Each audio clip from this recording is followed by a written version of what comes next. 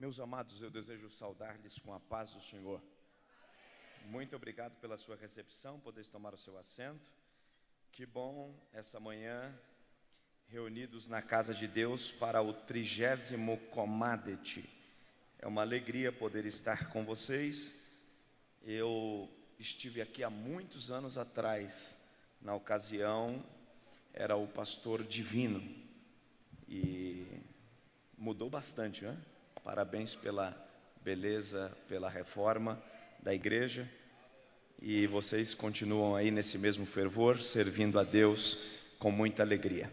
Minha satisfação em poder conhecer o pastor Gilson Campos, Deus abençoe, obrigado pela recepção, junto de sua esposa, a pastora Dorca, também o nosso amigo, o coordenador Admilson, Deus abençoe, pastor Admilson, junto da pastora Nena, que são os coordenadores desta abençoada juventude. Estou acompanhado de minha esposa, temos alguns amigos ali, que Deus abençoe, congregam com o pastor Orcival, e todos nessa manhã estão sedentos pela palavra de Deus, e é uma hora oportuna de sairmos daqui cheios e inflamados, enquanto o mundo está chorando pelo Cristo que morreu, nós estamos celebrando pelo Cristo que ressuscitou. E graças a Deus por isso, nessa oportunidade. Queridos, eu tenho uma palavra de Deus para vocês. Quem veio ouvir Deus falar, diga amém. Então vamos abrir as nossas Bíblias, livro de Juízes, capítulo de número 3.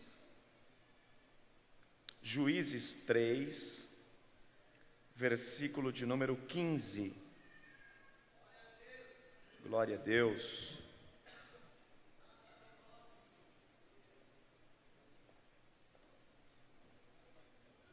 De Juízes, versículo de número 15.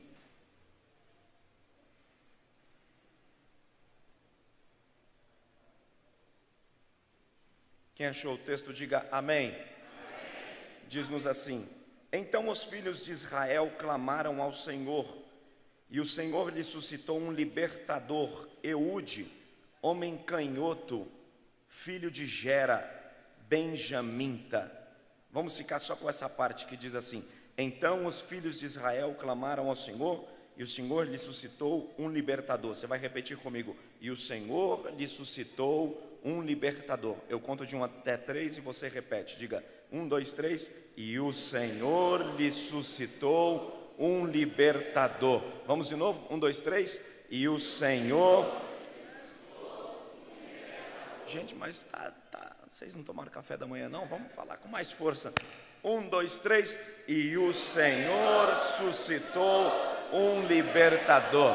Coloque a sua Bíblia no banco e levante as suas duas mãos assim, bem alto. Isto.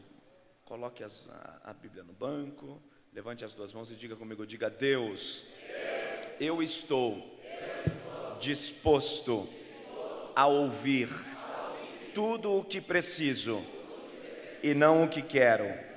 Fala com a minha alma e ela viverá.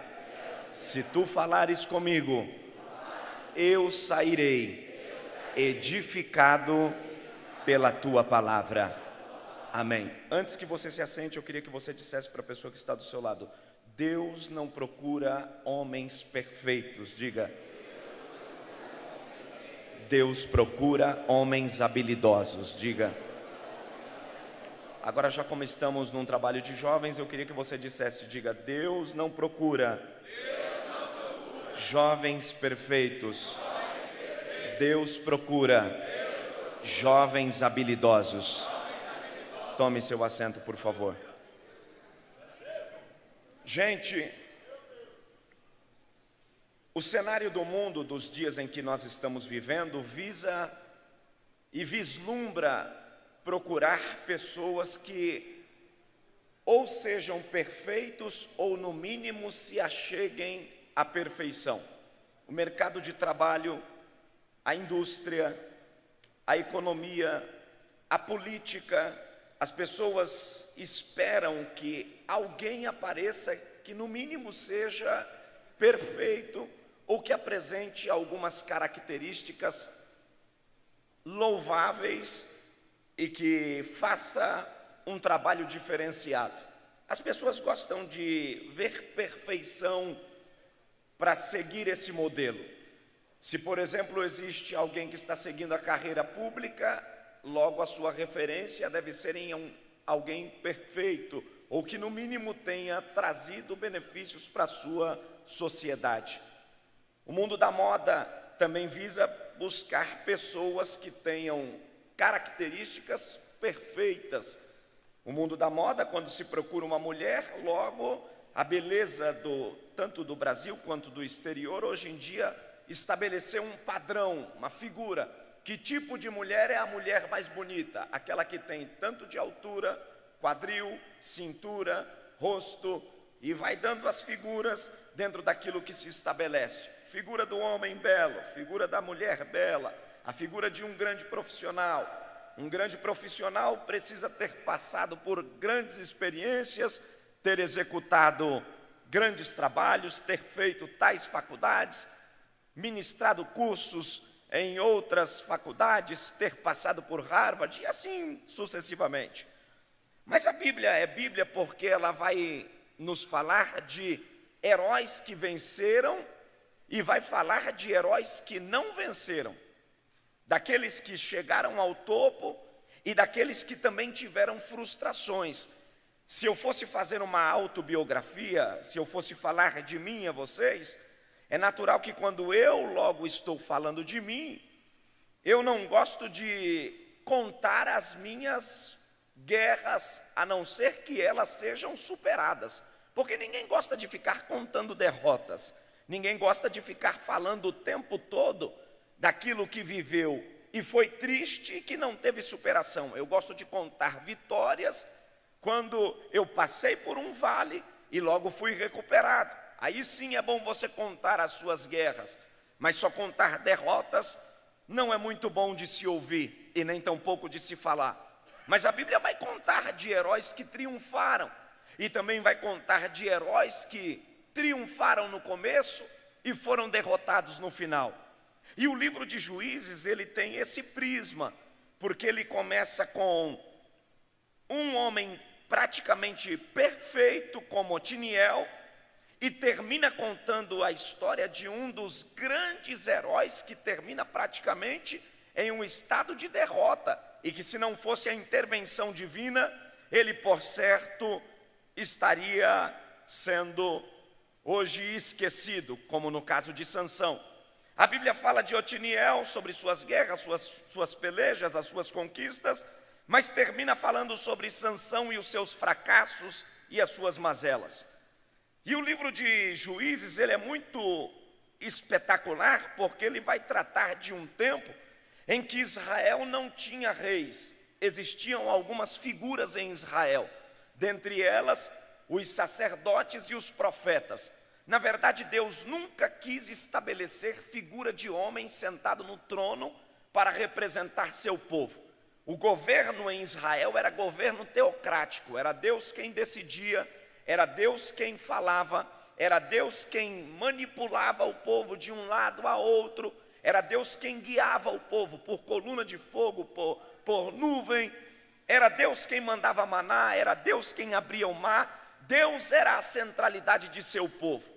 Mas esse povo, com o passar do tempo, eles tiveram a necessidade de copiar os pagãos. E com a cópia dos pagãos, todo tipo de culto pagão infiltrou em Israel. E Israel ficou perdido por um bom tempo. Quando Deus apareceu para Moisés, que era um dos capitães do povo, Deus disse para Moisés: fala para o povo que diante deles eu vou colocar dois caminhos. Eu vou colocar o caminho da bênção e o caminho da maldição, livre-arbítrio. Se vocês me ouvirem, me atentarem, todas as bênçãos vos seguirão. Vocês serão prontos e fartos no campo, na amassadeira, aonde vocês colocarem a planta dos pés, vocês serão abençoados. Mas se vocês não me ouvirem, toda sorte de maldição vos acompanhará. E a Bíblia diz que o povo começou a pecar. Depois de Moisés veio Josué, e depois de Josué, que foi um dos grandes líderes, um dos ícones de Israel, o texto vai nos falar que a lei do Senhor começou a se perder. E por a lei do Senhor começar a se perder, o povo começou a se corromper, o povo começou a ser manipulado pelos cultos a deuses estranhos.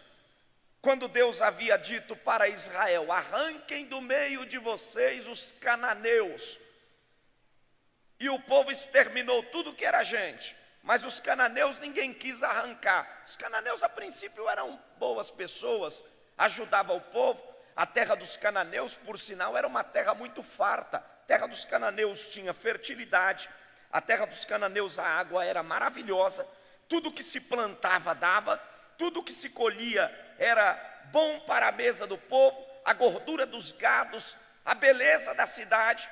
Aí Deus disse para Israel: arranque os cananeus do vosso meio, porque não dá para servir a Deus e andar com cananeu. Não dá para servir a Deus e viver na política da boa vizinhança com cananeu. Cananeu é cananeu e hebreu é hebreu.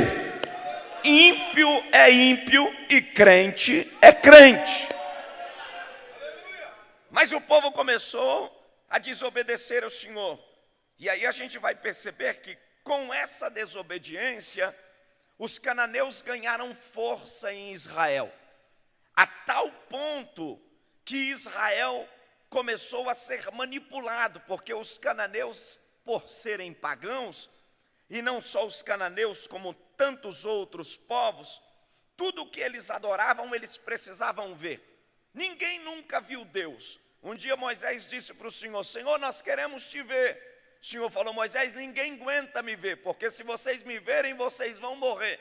Eu vou passar no monte com a minha beleza, com a minha glória, e eu vou passar de costas. Suba, porque eu vou passar com todo o meu resplendor e a minha maravilha no monte. E a Bíblia diz que quando Deus passou, o povo estava embaixo, Moisés estava esperando o Senhor passar. E a Bíblia diz que o dia que o Senhor passou, o monte tremeu, fumegou, e o povo correu de medo. E o texto diz que quando Moisés desceu, o rosto de Moisés brilhava, fumegava, ninguém conseguia contemplar Moisés, tamanha era a glória. Mas o povo tinha necessidade de ver. Me parece que essa necessidade de ver, ela foi aderida até os nossos dias, da época cristã em que estamos vendo. O povo tem necessidade de ver, o povo quer pegar, o povo quer tocar. E a Bíblia diz que bem-aventurados são aqueles que não viram, mas creram. O povo tinha necessidade. Moisés subiu para o monte, demorou a se descer, e o povo disse para Arão: nós queremos adorar alguma coisa que a gente precisa ver, então faça-nos alguma coisa. E Moisés no monte, Arão em cima, a Bíblia diz que Arão no meio do povo, Moisés em cima do monte, arrancaram os seus pendentes e fizeram um bezerro de ouro e começaram a adorar. Quando Moisés desceu e viu o povo adorando aquilo que eles precisavam tocar, pegar, sentir, Moisés se enfureceu. E o texto diz que o povo vai pecando. Depois que o Senhor já tinha recolhido Josué, esse povo agora está mais influenciado ainda pelo culto pagão. Eles já não adoravam. A gente vai perceber que, se você ler o livro de Juízes, o livro de Juízes está conectado pelo menos em 3 aspectos. Ele está conectado em um povo que peca, em um povo que ora e em um libertador que Deus levanta. O livro de Juízes nada mais é em um povo que peca, em um povo que ora e em um povo que Deus levanta no meio alguém como restaurador. Nós vamos ouvir e ver aqui no texto 9 vezes essa expressão: e os filhos de Israel, e os filhos do Senhor, fizeram aquilo que era mal perante os seus olhos. 9 vezes existe essa expressão, pelo menos no livro de Juízes.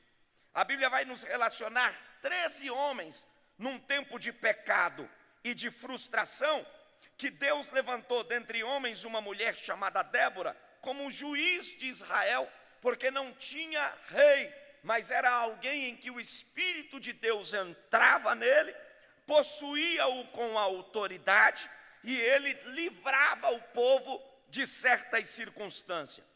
E não obstante há tantos homens aqui que fizeram proezas no meio de Israel, eu decidi destacar a vocês um homem que é muito pouco falado. Seu nome é Eude. O texto vai nos falar muito pouco, nós temos pouquíssimos versículos que retrata sobre esse homem. Na verdade, é um jovem aqui do livro de Juízes que vai nos mostrar como ele vai encarar uma peleja de Israel, quando Israel já estava na mão dos seus inimigos. Vejam vocês, a Bíblia vai nos falar que toda vez que o povo pecava, Deus incitava um inimigo para perseguir a Israel. Quando se fala do Deus do Velho Testamento, da Velha Aliança, muitas pessoas têm a percepção de um Deus mau. Na verdade, o Deus do Velho Testamento é o mesmo Deus da dispensação da graça, da Nova Aliança.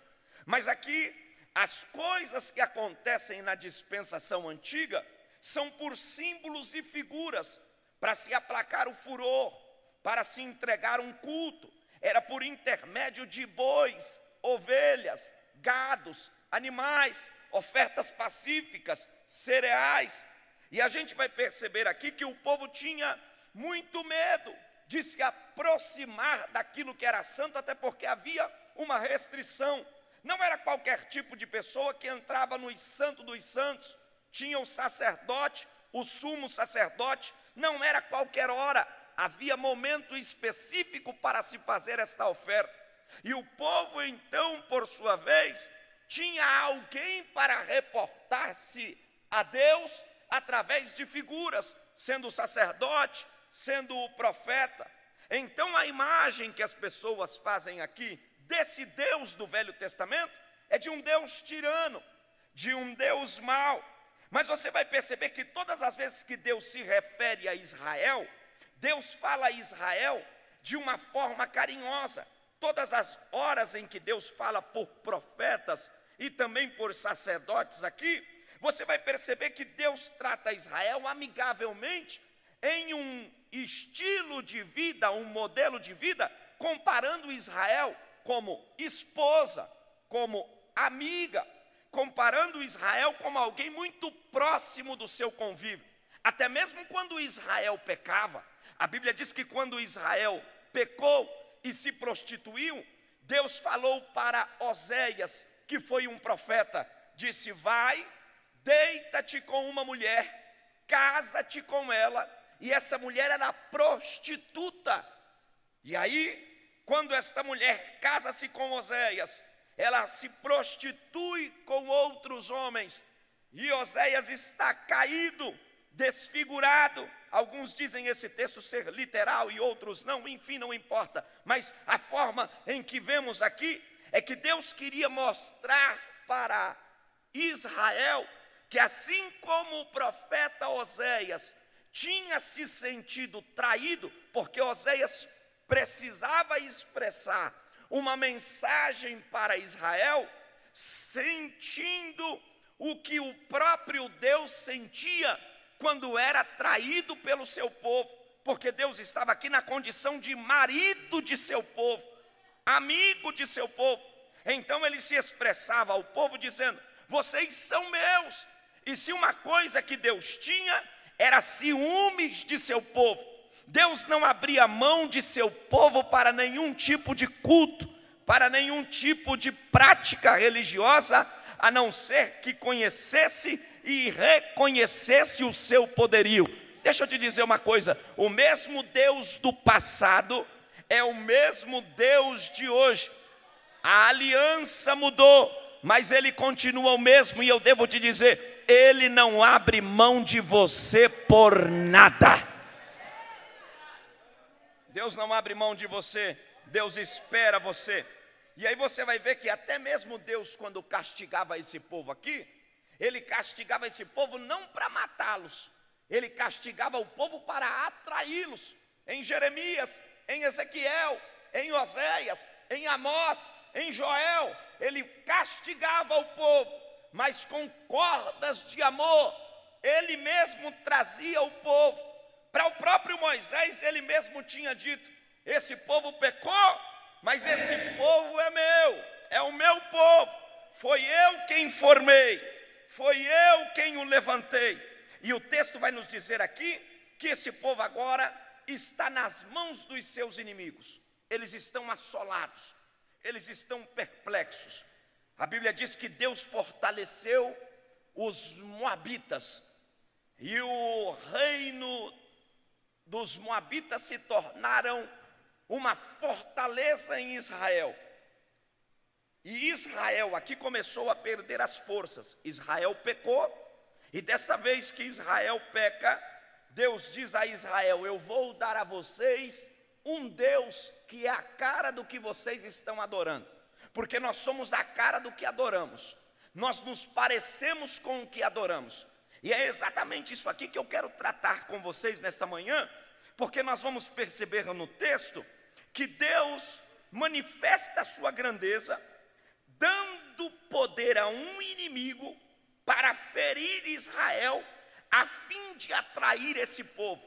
Você vai perceber que o pecado de Israel foi distanciar-se do Senhor, porque o maior pecado para Deus, de seu povo, dentre tantos pecados, um dos maiores pecados, tanto na antiga aliança, como na aliança da graça, se chama indiferença.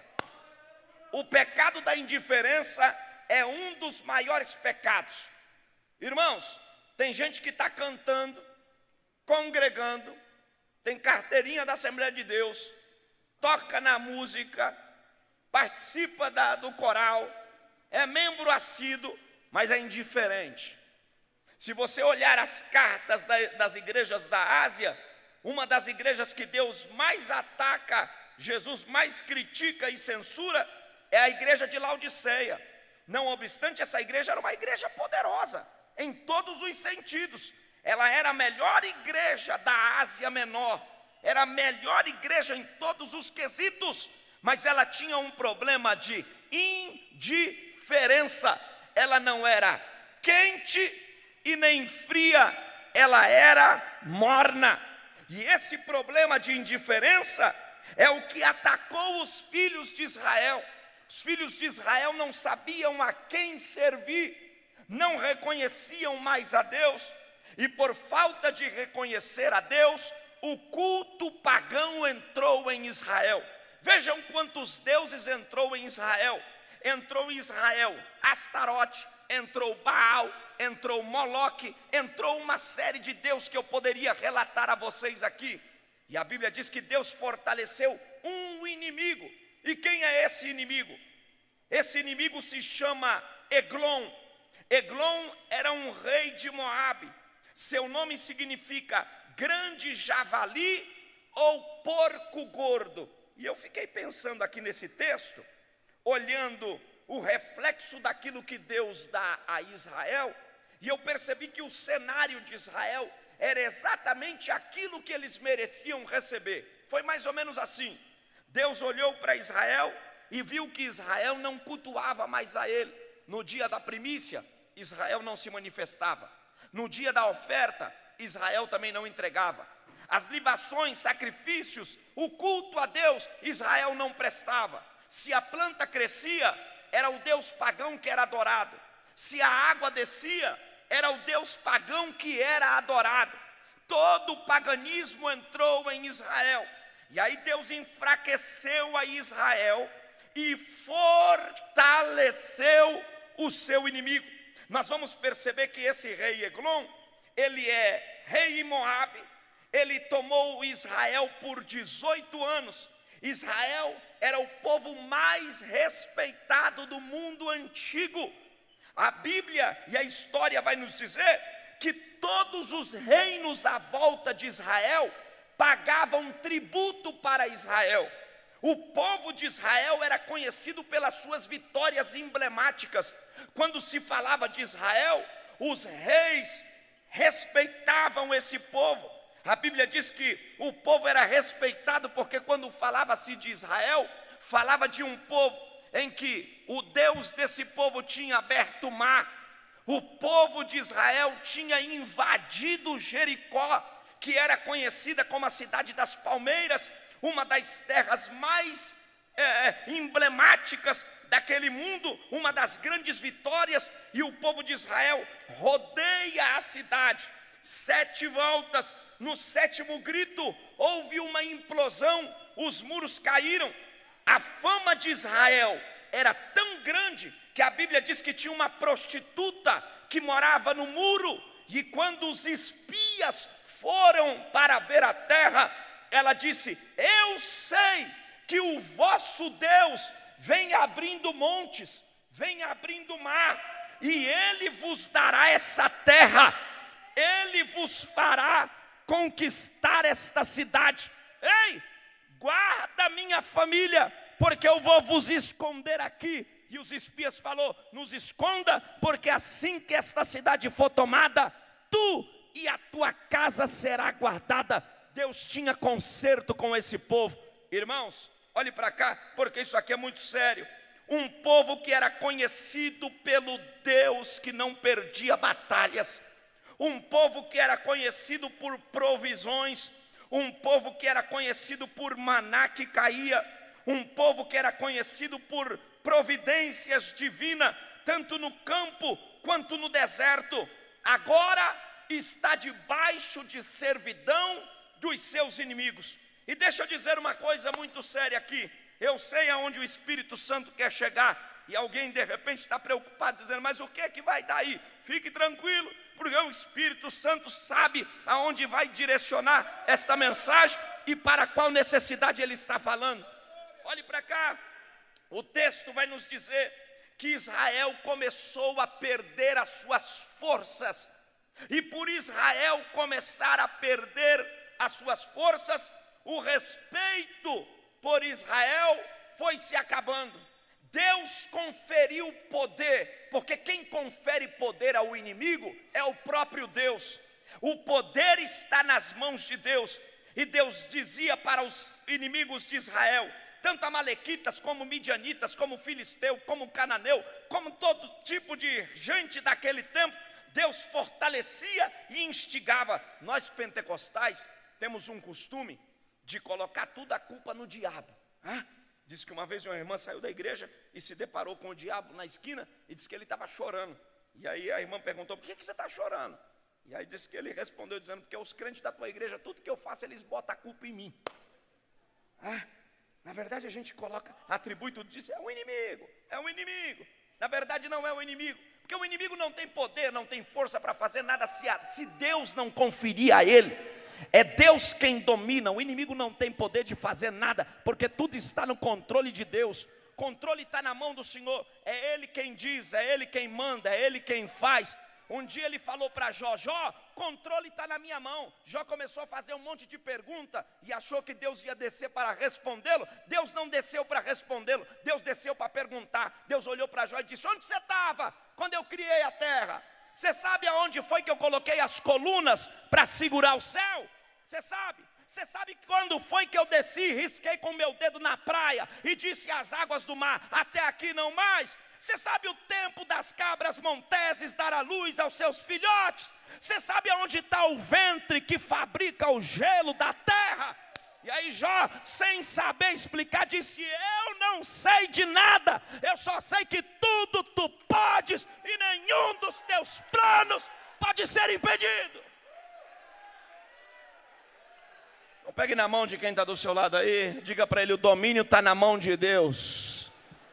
Diga, a terra está na mão de Deus. Toca nele, fala para ele e para ela, diga: a tua vida está na mão de Deus.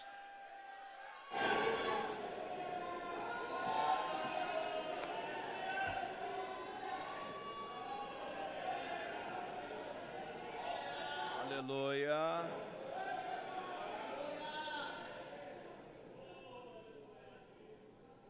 Olhe para cá.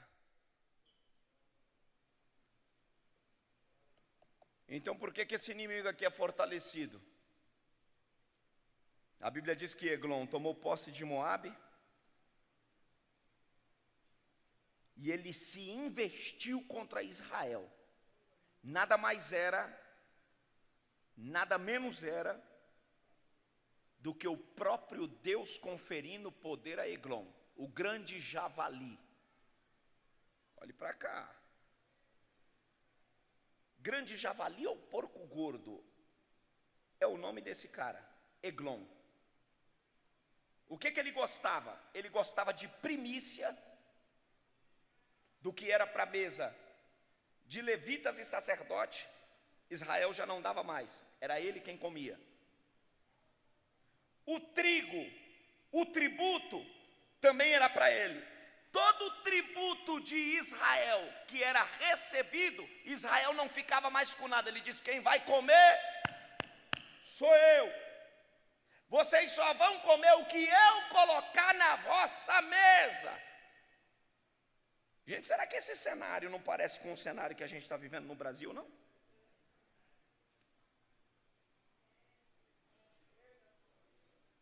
Tem um Eglon sentado na cadeira. Eu preciso falar porque eu estou em Brasília, então eu tenho que falar. Tem um Eglon sentado na cadeira,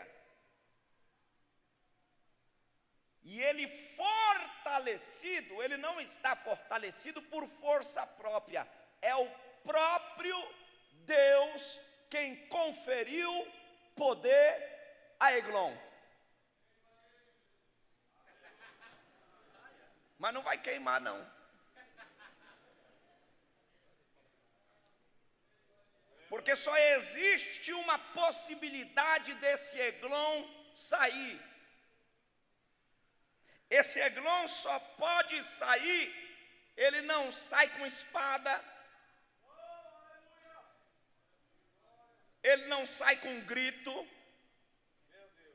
ele não sai na força do braço, ele não sai na inteligência humana, ele sai pela humilhação. O povo precisava entender que era tempo de se converter ao Senhor, se dobrar ao Senhor e reconhecer que a centralidade de Israel era o Senhor. E sabe qual era o problema de Israel? É que Israel dava mais atenção à fertilidade, Israel dava mais atenção à agricultura, Israel dava mais atenção ao paganismo do que ao Deus que tinha estabelecido todas as coisas. E aí Deus, olhando para Israel e percebendo que Israel estava fora de seu lugar, Deus fortalece o inimigo para chamar a atenção, porque o problema não é vir para a igreja, o problema, a pergunta que não quer calar, é saber se Deus é sua primícia. Porque andar com roupa de crente, cantar hino de crente, congregar na igreja de crente, não quer dizer que Deus é primícia. E o que Deus estava questionando de Israel aqui, era a lista da prioridade. Em que prioridade vocês me colocaram? Porque como Deus havia saído da prioridade, Deus nunca saiu do seu trono, Deus sempre esteve no seu lugar de santidade, mas Israel não olhava para Deus como deveria olhar, não reconhecia Deus como deveria reconhecer, e por não reconhecê-lo na sua grandeza, Deus disse a Israel: eu vou dar a vocês aquilo que você está adorando. Vocês não gostam da fertilidade? Vocês não gostam da comida? Vocês não gostam do campo? Vocês não têm tempo mais para aquilo que é secular do que para mim, que eu sou o formador de todas as coisas? Então eu vou dar a vocês um rei glutão. Eu vou dar a vocês alguém que não tem controle e nem domínio, e que vai arrasar a vossa seara, e assim vocês lembrarão da minha misericórdia. Deixa eu dizer uma coisa para vocês, o tempo em que nós estamos vivendo no Brasil, eu sei que nós precisamos fazer as nossas manifestações, nós temos que, como cidadão, manifestar a nossa indignação, nós precisamos falar, nós precisamos ir às redes sociais, mas existe um trono de Deus que está guardando a sua igreja colocarem os joelhos no chão e clamarem por misericórdia.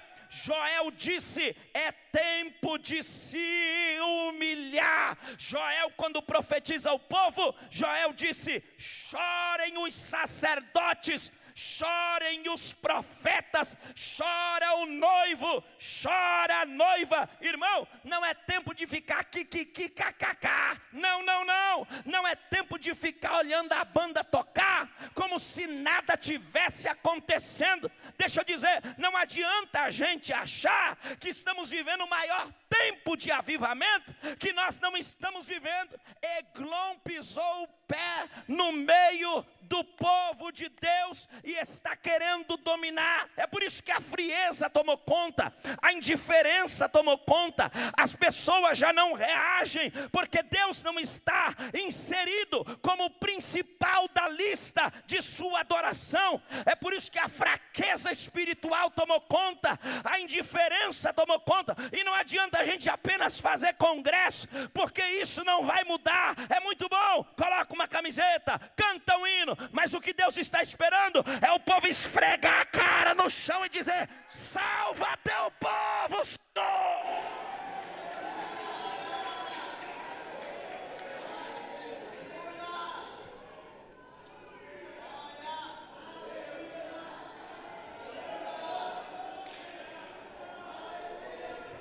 A gente tem tempo para tudo, mas não tem tempo para oração.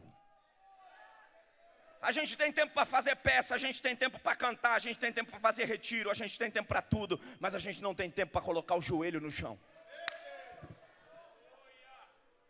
E quando a gente tem que colocar o joelho no chão, dá artrite, artrose, dói a coluna, dá passamento, dá tontura, dá tudo.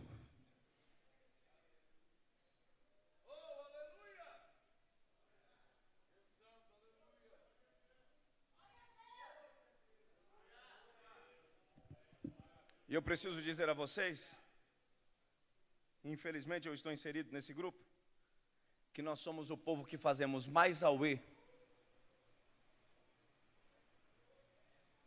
mais manifestações gospel do que um movimento de santidade.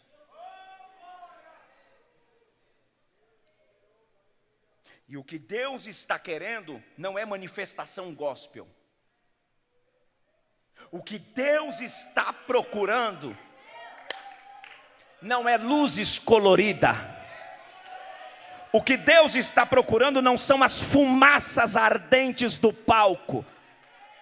Deus olhou para Jeremias e disse para Jeremias: eu estou cansado dos estrépitos, dos gritos desse povo.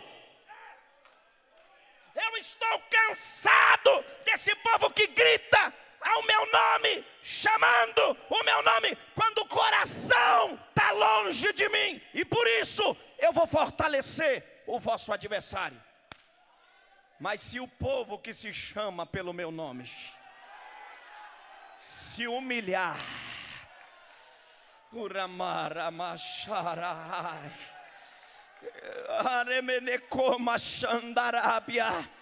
só tem um jeito de tirar Eglon do nosso caminho.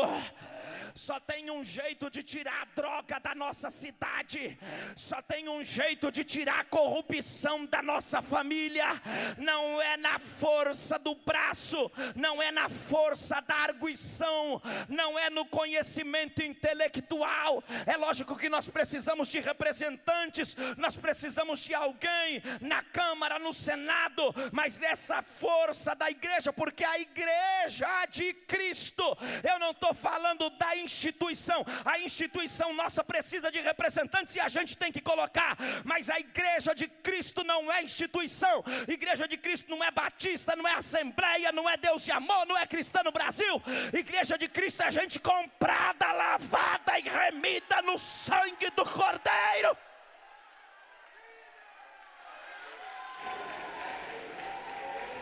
Uramahabashaya. Pega na mão de quem está do seu lado, segure a mão dele, a mão dela.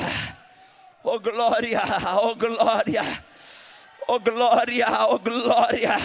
Se você puder vir para ele e para ela, diga: você sabe aonde colocar Deus na sua lista de prioridade.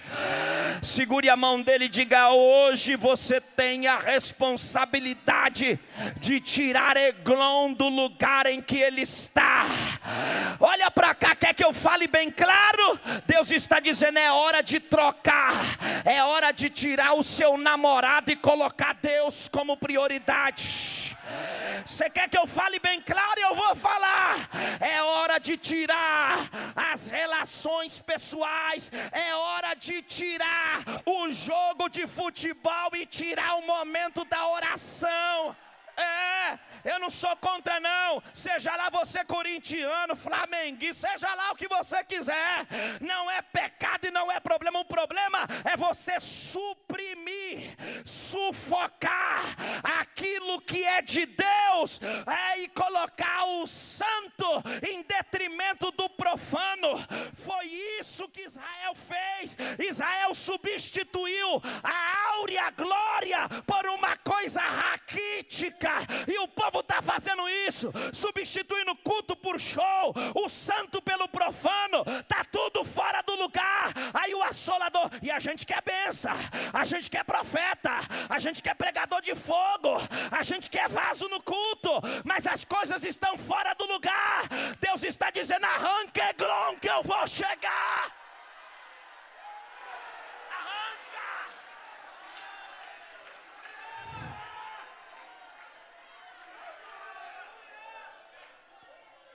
Malabaxaia.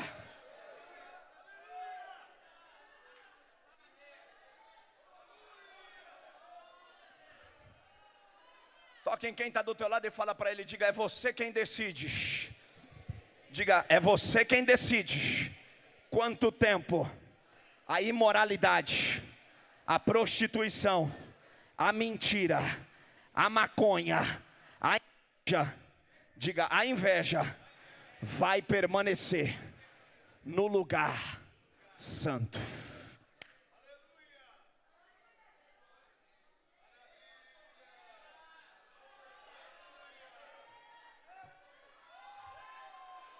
Olha para cá, me dá mais retorno aqui, por favor. Eu não vim pregar para perfeito. Esse culto aqui não é para super crente. Isso aqui não é para super jovem. Eu não vim pregar nem para Mulher Maravilha e nem para He-Man. Eu vim pregar para gente de carne e osso. Eu vim pregar para gente que tem defeito.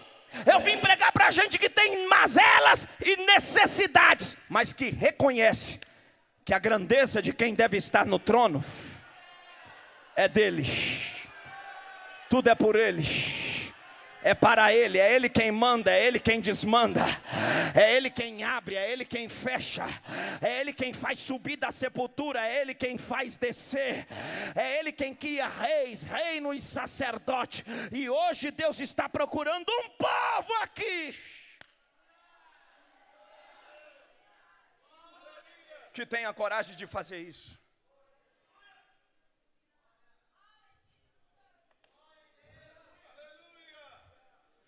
Israel suprimiu o verdadeiro culto.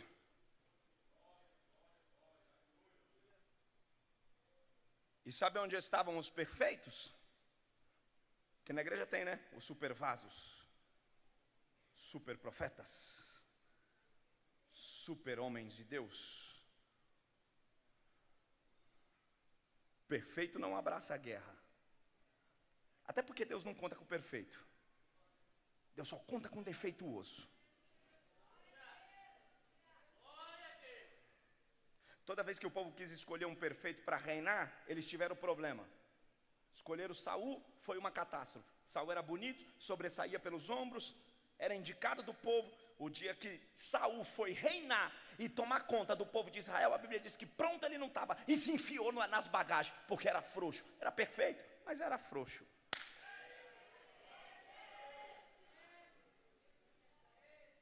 Então eu não vim pregar para perfeito aqui. Eu vim pregar para habilidoso. Habilidoso que reconhece o lugar de Deus ainda mesmo com as suas imperfeições. Era exatamente isso que Deus estava procurando de Israel. E Israel começou a ser roubado, Israel começou a se perder. O texto diz que além de Eglon ser opressor, na figura de Israel, querendo se tornar o Deus deste povo, ele também reflete a sua pressão na agricultura, na economia, na educação, na moral, no militarismo e na área religiosa.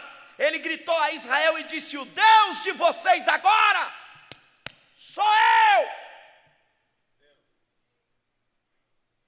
E os perfeitos que deveriam lutar, fez a política da boa vizinhança e pegava o tributo e colocava na mão de Eglon. Eu preciso xingar esses caras, frouxos. Mas tinha alguém lá que estava inconformado com o sistema. Porque existia alguém de joelhos clamando e dizendo: salva o teu povo.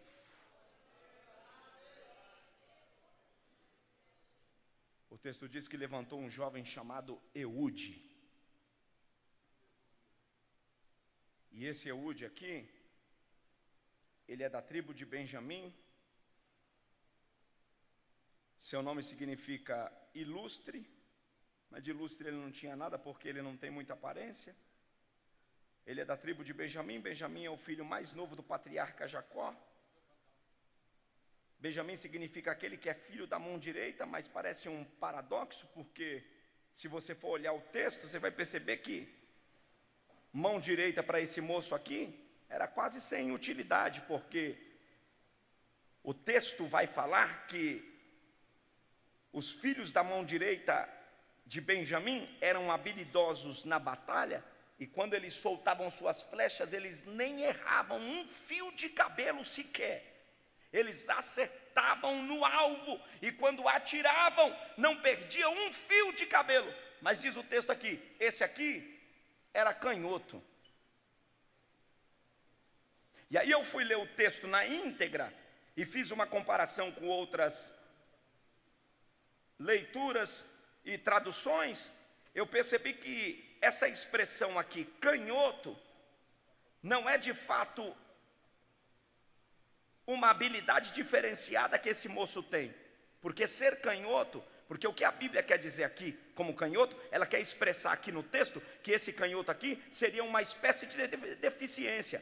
E vocês sabem muito bem que canhoto não é ser deficiente, canhoto é ser apenas habilidoso do lado esquerdo, diferente do lado direito. E o que o texto quer nos mostrar é que esse moço aqui era portador de uma deficiência. Então ele não era canhoto, ou seja, ele tinha um problema na mão direita que o fazia usar a mão esquerda, até por ele ser filho da tribo de Benjamim.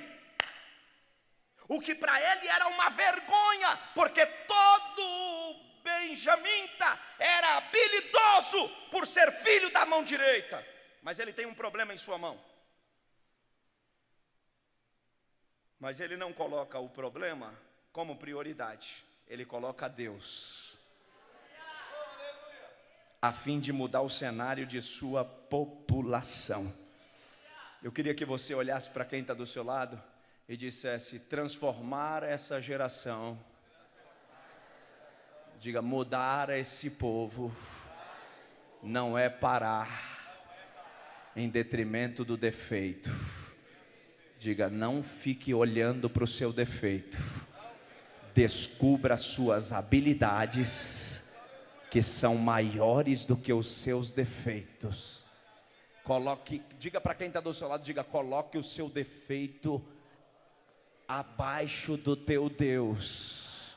O problema é que nós estamos priorizando o nosso defeito, e às vezes não é nem questão de pecado, às vezes nós colocamos o nosso problema como um grande empecilho, e não nos dobramos a Deus e nem nos portamos a Ele. Achamos que o nosso defeito é tão grande a ponto de Deus não ter condições de nos usar. Pastor, eu não posso pregar porque tenho problema, eu não sou articulado, eu sou gago, eu tenho dificuldade de me expressar, eu sou tímido. Nós vamos colocando os nossos defeitos como prioridades, vamos cultuando os nossos defeitos. Mas eu enxerguei aqui em Israel um moço que descobriu outra habilidade, mesmo sendo cercado por uma crise e desacreditado por sua população. Era um tempo de tomar atitude. Irmão, se nós ficarmos esperando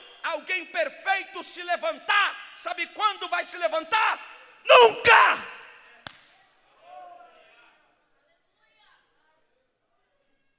Sabe quando é que vocês vão ter aqui um pastor perfeito?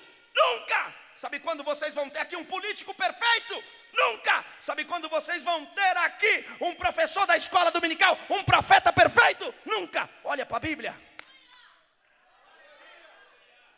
Perfeito só serve para criticar. Perfeito só serve para botar defeito. Sabe o que os perfeitos fazem? Enquanto o defeituoso está pregando, ele diz: olha lá, errou na hermenêutica, errou na exegese, não é bom de conhecimento, não sabe nada de Velho Testamento. Você é perfeito, você só sabe da nota. Mas enquanto você é perfeito, só sabe da nota, tem um defeituoso tentando carregar.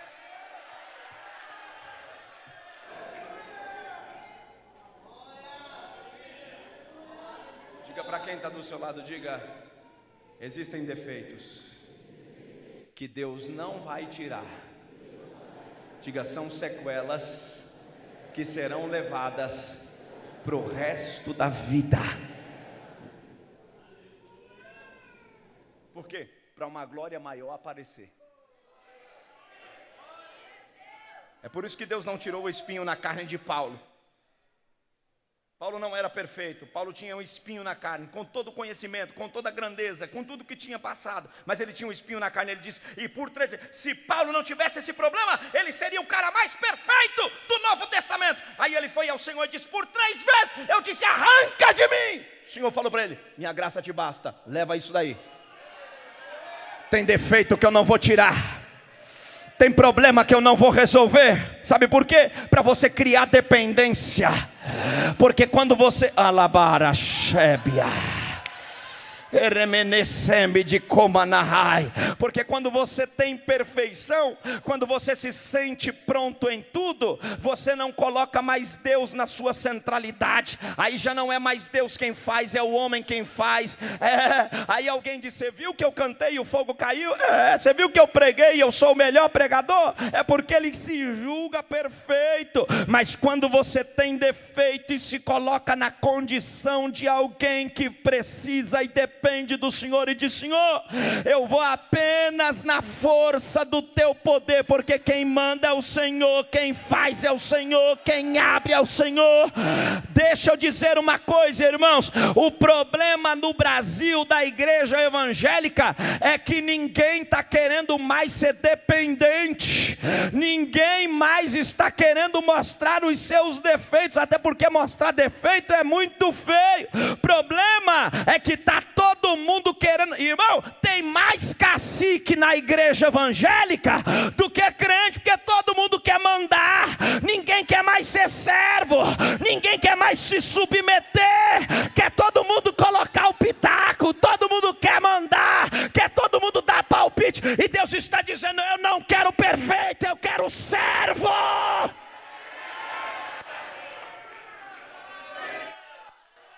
Uramahabashai.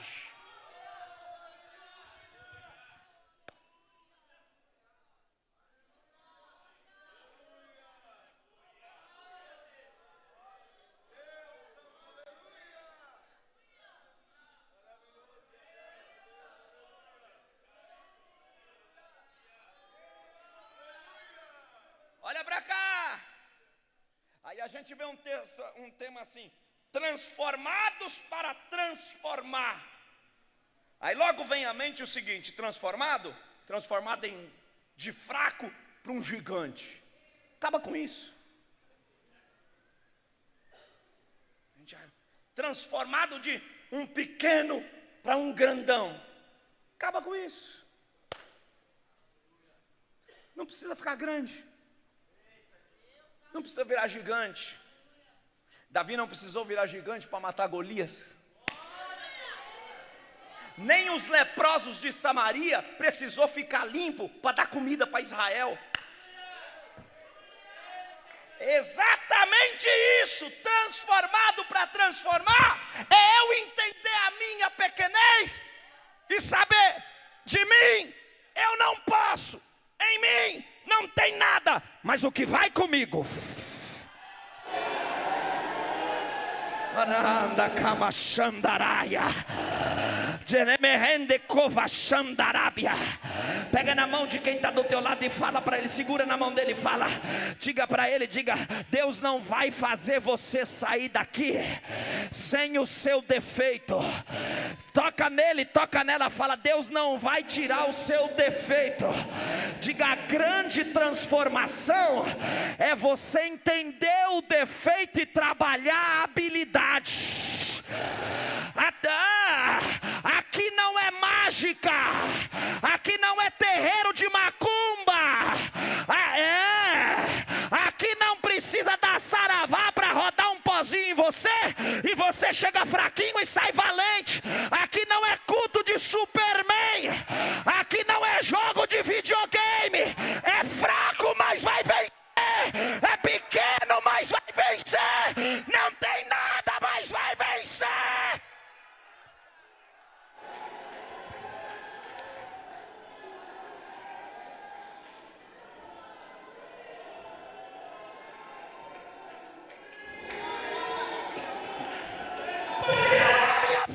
É a força dele.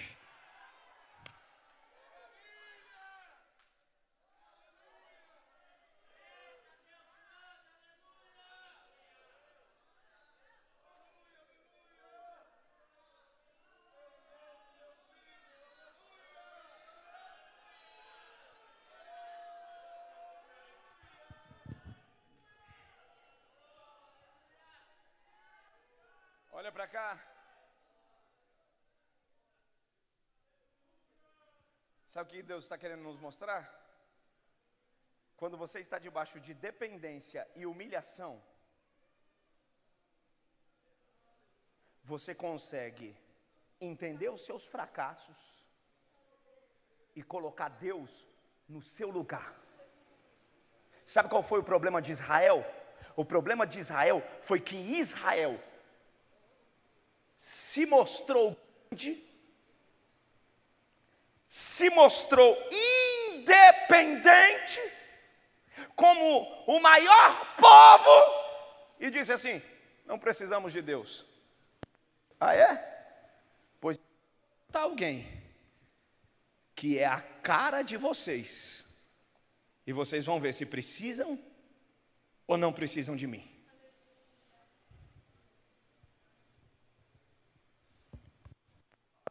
Vou falar aqui. Vou falar bem aberto. Você está achando que você é alguma coisa? Leva essa palavra para tua casa. Baixa a bola.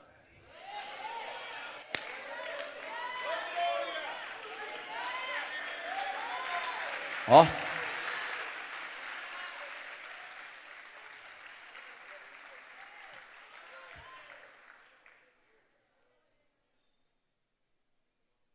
Sabe o que aconteceu com Eude?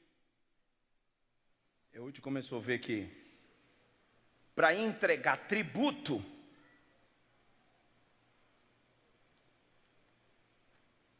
precisava ser perfeito. Ouça, os soldados que entregavam tributo para Eglon eram perfeitos e lutavam com a mão direita. Naquele tempo, quem lutava com a mão direita colocava a sua espada na perna esquerda, porque quando você vai desferir o golpe, você pega a espada da perna esquerda e desfere com a mão direita para atacar o seu inimigo. Todos ali sabiam que Eude tinha problema na mão direita, mas quem conhece Deus é habilidoso, não dá de um jeito, vai de outro. Quem depende de Deus aprende a lutar, irmão. Porque o Espírito Santo não é movido por cartilha humana. Não adianta você tentar colocar Deus dentro do seu cronograma e dizer para o Espírito Santo, faça assim, assim, porque o Espírito Santo não lê receita de bolo.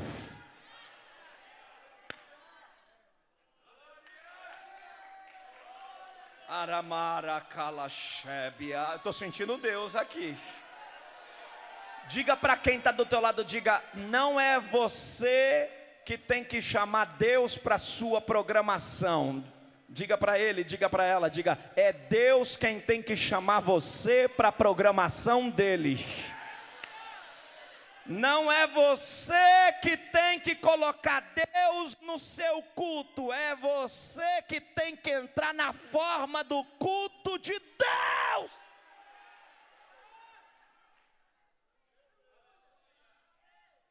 O problema é que o povo está fazendo o maior esforço para trazer Deus para uma programação que não é dele. Aí não dá, filho. Aí não rola. O problema é que a gente acha que depois de anos de crente, de tempo de ministério, a gente vai colocar Deus dentro do nosso sistema. A Bíblia diz que foi Davi uma vez para a guerra. Foi uma vez, ganhou. Foi a segunda vez, ganhou. Quando foi na terceira vez, pelo mesmo estilo, quando ele achou que ia, Deus falou, epa, tu vai para onde? Eu para a guerra. O Senhor falou, não. Está vendo a árvore? Olha para aquela folha. Quando eu balançar ela, tu vais. Eu vou te dar sinal. Comigo é com sinal. Diga para quem está do teu lado, não é bagunçado assim. Diga para ele aí, toca nele, fala, não é assim. Diga, tem que ter sinal, tem que ter confirmação, tem que ter oração, tem. É por isso que tem um bando de obreiro falido, um bando de líder falido, porque coloca lá por quê? Porque tem dinheiro, porque é influente, que é conhecido, que é filho de fulano, parente de ciclano, aí fale tudo, aí acaba tudo, bota alguém por quê? Porque vai bancar o congresso, tem dinheiro, é conhecido de alguém, Deus está procurando, é alguém que é habilidoso.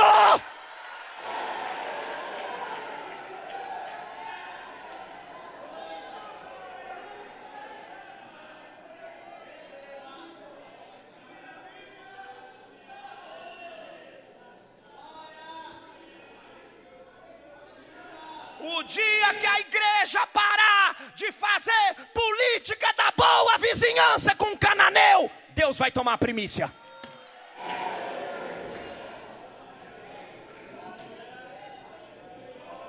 Estou sentindo Deus aqui.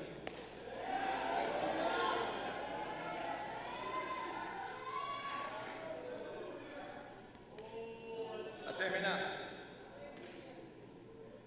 a Bíblia diz que onde viu que os perfeitos eram revistados e entravam, ele falou, eu entendi.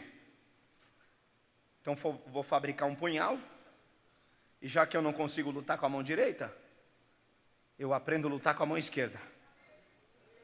Troco o punhal da perna esquerda para a direita, pego o tributo com a mão esquerda e vou mostrando a direita que é problemática. Como os soldados de Eglon eram acostumados a revistar perna esquerda, porque não era usual soldado de Israel lutar com mão esquerda.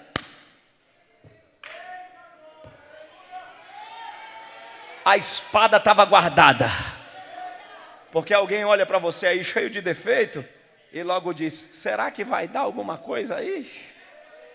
Será que vai dar conta de pastorear essa igreja? Será que vai dar conta de segurar essa batuta? É porque ele está olhando a perna esquerda. Deus está dizendo, não é nada, filho, eu mudei para dar direita. Está tudo diferente. Está tudo diferente.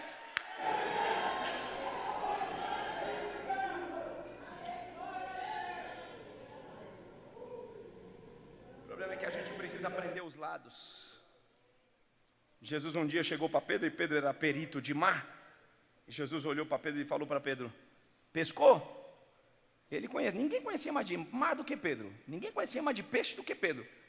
E Pedro estava pescando à noite ali naquele lugar, porque ele sabia que naquele lugar era onde havia a concentração de peixes, aonde ficava. E a Bíblia diz que Pedro não pegou nenhum. Aí vem Jesus de manhã. E Jesus não entendia muito menos de mar, eu digo fisicamente, como Deus ele entendia de tudo. Mas ele não era tão pescador o quanto Pedro era, porque Pedro tinha a profissão. Jesus não tinha a profissão de pescador. E Jesus olhou para Pedro e falou: pescou aí? Pescou? Pedro falou: Senhor, não pesquei nada. Foi ruim aqui. Jesus falou: troca o lado.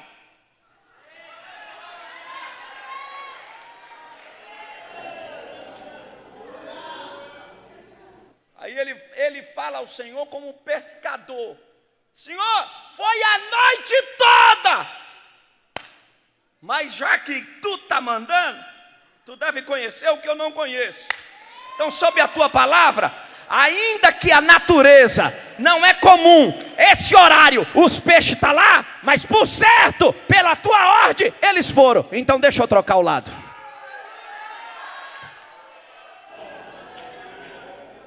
Diga para quem está do teu lado aí, diga: não é questão de teoria. Diga: no reino não é teoria, no reino é dependência. Deus está formando uma mocidade aqui nesta manhã não teórica. Porque pecador que entrar aqui não quer ver filosofia na boca do pregador. É bom ter, mas o pecador não quer entrar aqui para ouvir falar de Aristóteles, de Platão, de Marx. Vamos acabar com esse negócio, porque se eu quiser ouvir coach, eu vou para a palestra. Pecador quer entrar aqui e quer ver fogo saindo da boca do pregador. Arabaxandarábia. E os perfeitos não gostam. Os bonitinhos não gostam. Não pode levantar, não pode levantar a mão, não pode fazer nada. Tem que ser tudo durinho, atrás da batuta. Mas quem é defeituoso não está nem aí mesmo. Não está preocupado com protocolo. Já saca da espada. Se não for com a direita, vai com a esquerda. Se não der andando, vai correndo. Se não der correndo, vai marchando.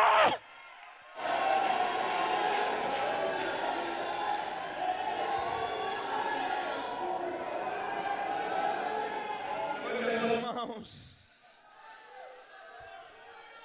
Aramanala show. Levante as duas mãos e diga: eu dependo de ti.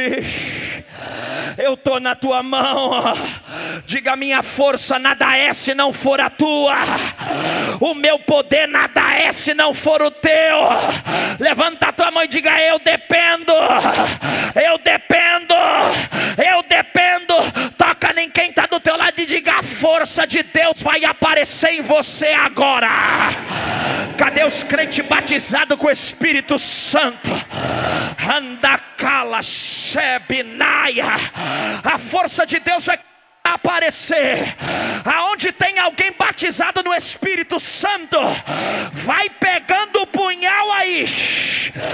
Olha lá. Olha lá. Olha lá. Olha lá. Vai começar a acontecer coisas espirituais aqui. Olha aí. São esses defeituosos que vão invadir a cidade de Brasília. São esses guerreiros que vão entrar. São esses jovens.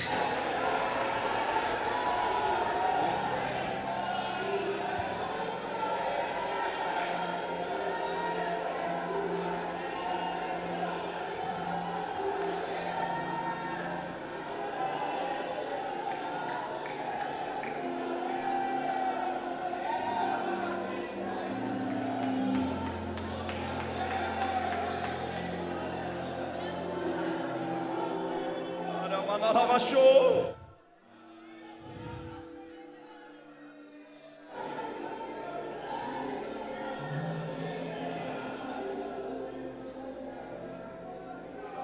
Ei, para terminar, sabe o que o Woody fez? Pegou o punhal, colocou na perna direita, pegou o sacrifício com a mão esquerda e foi. Quando ele chegou na portaria de Moabe, os soldados olharam e disse: deixa esse entrar, porque não oferece perigo.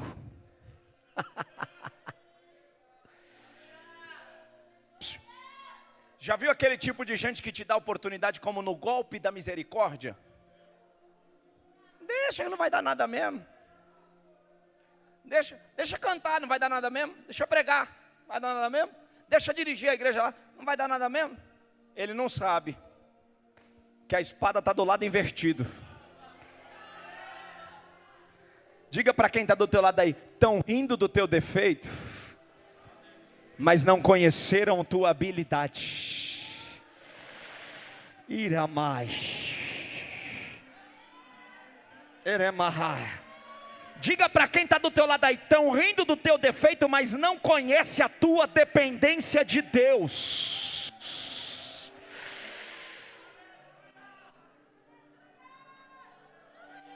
Eu vim aqui como profeta e eu preciso profetizar. Deus está mudando. Marca a data de hoje. Deus está mudando a história do congresso e desta mocidade aqui nessa cidade. Deus está dizendo: estavam olhando para o defeito, mas agora eles vão ter que olhar para a espada.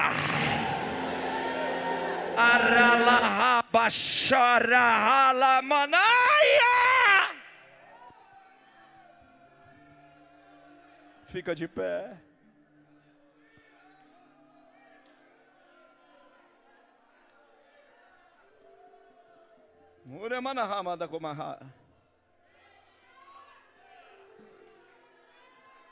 Eremenência.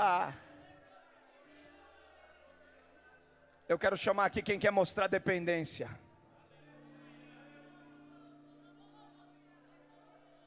Quem quer mostrar dependência? Quer mostrar dependência?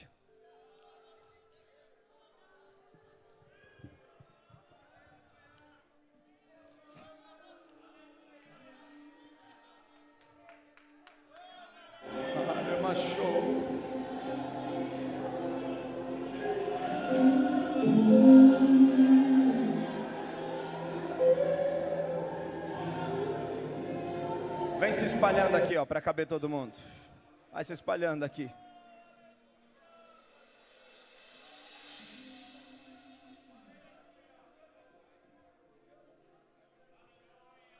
Vem vindo mais para frente aqui para caber o pessoal. Vem mais para cá, vocês. Isso, vem mais para cá. Levanta a mocinha aí. Isso, espalhando para lá. Isso.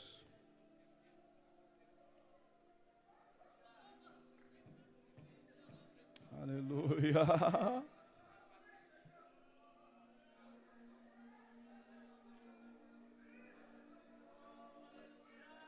Olhe para cá para eu terminar.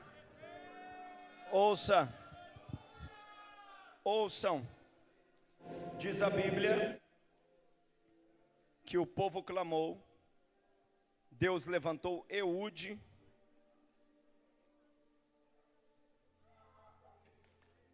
Ouça. A Bíblia diz: e levantou o Senhor a Eude, derrotou Eglon, e Israel teve paz pela mão de um defeituoso por 80 anos.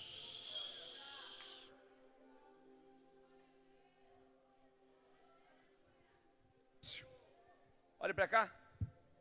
Sabe quantos anos Eude julgou a Israel? 80. E quando alguém perguntava: quem é que está no tribunal de Israel? O povo dizia: o canhoto. Como assim? Você não sabe?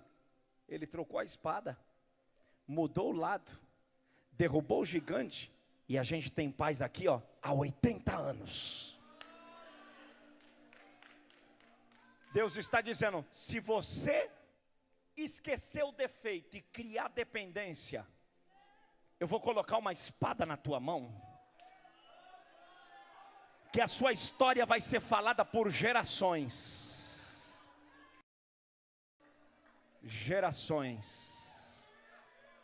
Ei, eu não vim pregar para perfeito, eu vim pregar para quem tem dependência.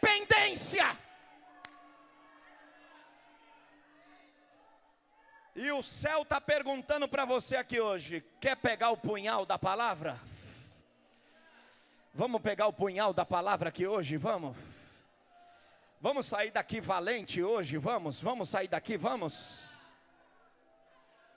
Levanta as suas mãos assim. Aremanai.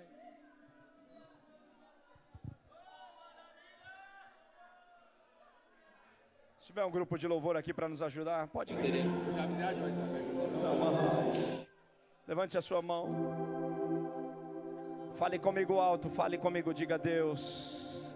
Tá fraco, quero que você fale alto, diga: Deus, eu sei que os meus defeitos são vergonhosos, me oprimem, me flagelam, mas eu não posso continuar vendo o meu adversário triunfando sem fazer nada.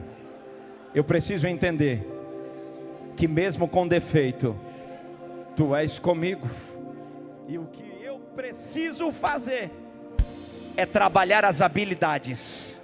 Diga: existe em mim a Tua espada, o Teu punhal. Eu só preciso de coragem. Encoraja-me hoje. Encoraja-me hoje. Diga para o teu Eglon, diga: Eglon. Diga forte, diga: Eglon. Diga: Satanás, é hoje que você começa a cair, porque em Deus eu descobri a minha fortaleza. Diga: em Deus eu descobri a minha vitória. Você que é batizado com o Espírito Santo, abre a tua boca em línguas estranhas agora.